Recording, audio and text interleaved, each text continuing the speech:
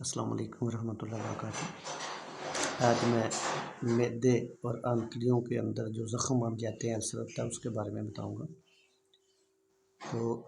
پہلے تو یہ خیال ہوتا تھا کہ یہ کھانے میں بد اعتدالیاں، چٹ پٹی چیزیں، بازاری کھانے، شراب نوشی وغیرہ ان بیماریوں کا سبب بنتا ہے، معدے میں السر، معدے میں اور بڑی آنتڑی میں زخم وغیرہ۔ لیکن اب نئی تحقیق سے یہ بات ثابت ہو رہی ہے کہ نئی چیز ہمیں مل رہی، وہ یہ ہے کہ جو لوگ ڈپریشن میں کام کرتے ہیں، زیادہ فکر کرتے ہیں، پریشانی میں رہتے ہیں، جن کے اوپر کام کا بہت برڈن ہے، تو اس وجہ سے بھی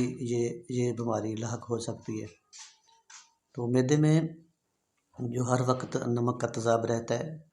وہ معدے کی جھلیوں کو نقصان نہیں کرتا ہے، لیکن ایک وقت آتا ہے اگر کھانے میں بد اعتدالیاں ہوں، کھانا وقت پہ نہ کھایا جائے، کھانے میں چٹ پٹی چیزیں، زیادہ مسالوں والی چیزیں، جیسے کہ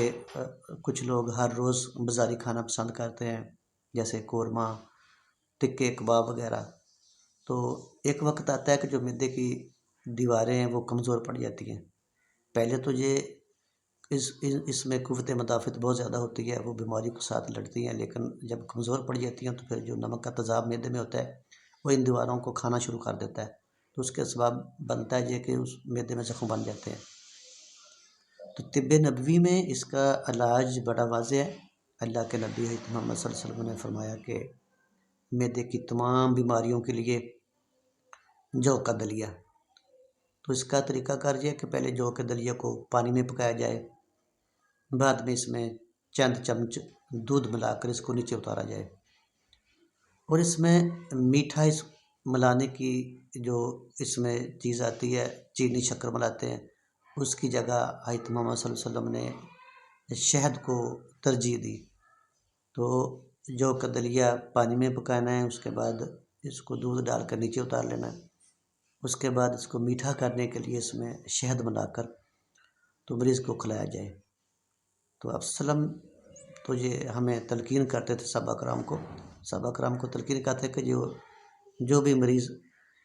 پیٹ کی بیماریوں کے اس کو 3 وقت جو کا دلیہ جائے، تینوں وقت، صبح، دوپہر اور شام، صبح کا ناشتہ، دوپہر کا کھانا اور رات کو تینوں وقت جو کا دلیہ دیا جائے،